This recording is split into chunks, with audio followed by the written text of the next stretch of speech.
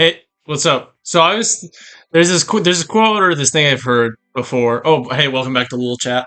But there's this quote I heard before about how things have to get worse before they get better, and that's one thing to hear. You hear words, people say things, but it's not until it's put into place that you can kind of get it. And it's not really a thing that has to be for really deep stuff all the time. It could be for pretty much anything. It could be for like a sports team. It could be for a recipe. I don't know. It could be for anything, but in this case, I was thinking stuff deep, and I thought about.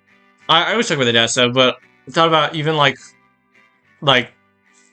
getting rejected or lovesick or any of those feelings that I've had, and I've had those very strong. Is that it's gotten much worse before it's gotten to a point where I could like feel good about it, and I'm still in the process with that whole lovesick feeling where it's definitely like a thing that I'm drifting away from, like feeling stuff like that. But it got much worse than I thought it would. My hair looks crazy.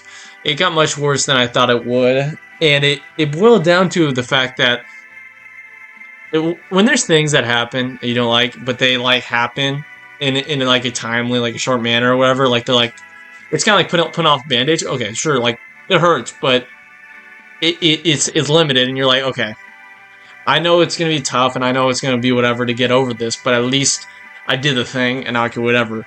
What made it so tough about like Love Sick Feeling all stuff is that there was stuff that kind of still happened, and not obviously. Like, let's be honest here, talking about it, not like it was literally just stuff about like hanging out or seeing someone, like doing little things, but that little thing it almost like kicks, like kick. It's like when a bike or whatever, like the things are kind of broken, they kind of kick or whatever and stuff like that. Oh, oh, gotta do that. I do phone call or whatever. But when it like kicks, where it's like, okay, you spent all the time not doing anything, and then suddenly it's reintroduced back to your life and all that stuff. Then you're like, it's almost like you transport back, and it's not that you lose a progress or lose anything, but you kind of are going back to you're not quite. It's tough to move on when it happens again, like when you're reminded of that again. And in my situation, the girl or whatever I'm referencing or like the name is one of those that I hear a lot, and especially like last name or stuff like that, hear a ton. So it's not something I can necessarily like. It's gonna be a consistent thing, but it's about moving on. That's really the big important thing, and it kind of ties into like the stuff to do with my dad, or stuff to do with like grandpa, or stuff to do with even like certain stuff with family or friends or graduating and stuff.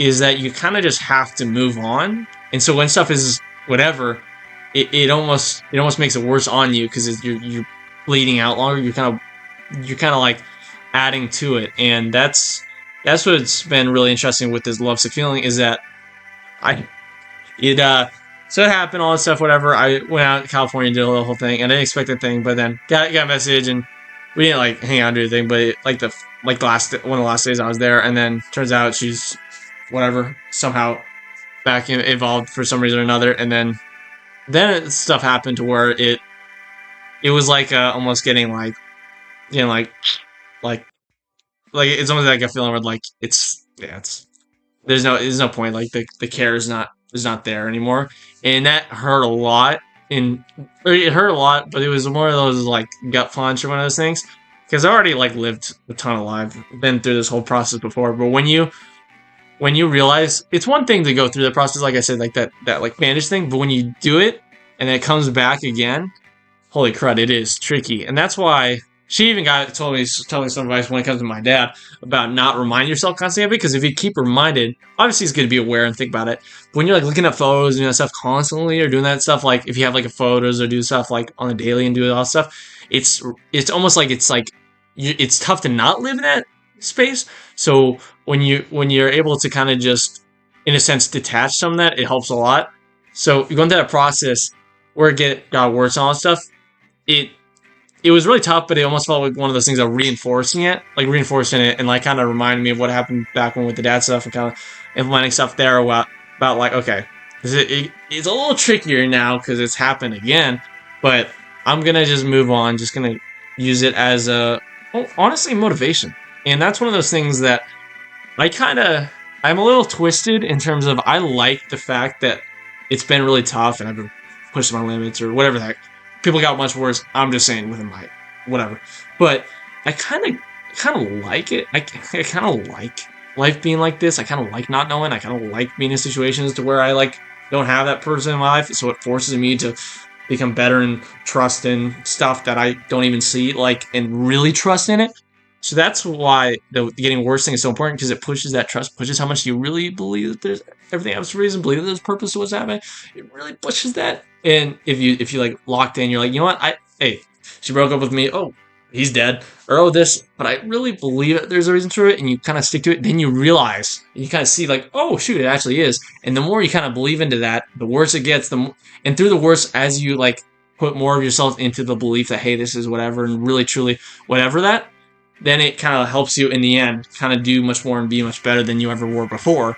And all it took was just believing. And it's just consistency, really. Like believing, like I say, believing. It's not like you actively do it. Like it's just about like it's that mental thing about being like about letting go and believing. And so when it comes to the girl thing not caring about me and having to go through that process again, it was just like, you know what? This kind of sucks, but I believe it has a reason. And you know what? I'm going to just be that much better just because of it. I'm going to push myself that much more and do that much more of this and that and all X, Y, and Z because of that. And so, like, when it happened with the dad stuff, when it was like, okay, lost a dad, I thought the years after that were tough, but then I got tougher in the years after that. So I'm like, you know what? I'm going to lock in, and I'm thankful for this. I'm grateful for this. I want to push as hard as I can. I want it to be as tough as it possibly can, within reason, obviously, because I want the best. I want to do I want that better to be the best. And so that's why I want to encourage or talk to anyone go through that process where it's like, it feels like everything's on you. Just, just drill into that. You know what? Hey, this sucks, but I believe in it. I believe there's a reason to that. I think that there's not just a light at the end of the tunnel. There's 1,000 big lights. There's a sun at the end of the tunnel. I just believing in that and living that and working your hardest and pushing, doing all this stuff is so valuable. And it's one of those things that you don't see in the moment, but in the end, you're like, oh shoot, like whatever. And looking back, you're like, dang, I grew a lot and changed a lot, and that would have never happened if it never got worse. If it was just like, oh, it was tough, and then I moved on and it was easy. No. Life, the things in life that push you the hardest, they don't like. It's not like they push and they're like, ah, no. It's like it's like when you push someone like on like a bike or whatever. It's not like pushing. You're like, oh wow. It's like pushing, like grabbing you. That's kind of what the tough thing should be like.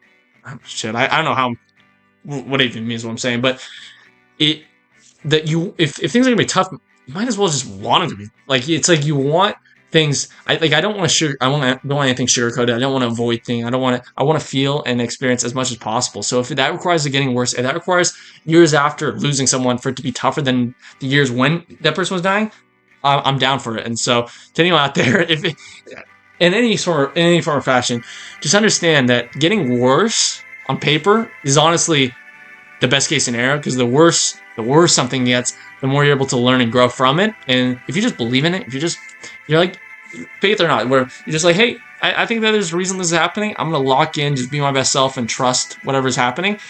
That better will be insanely more than you ever imagined.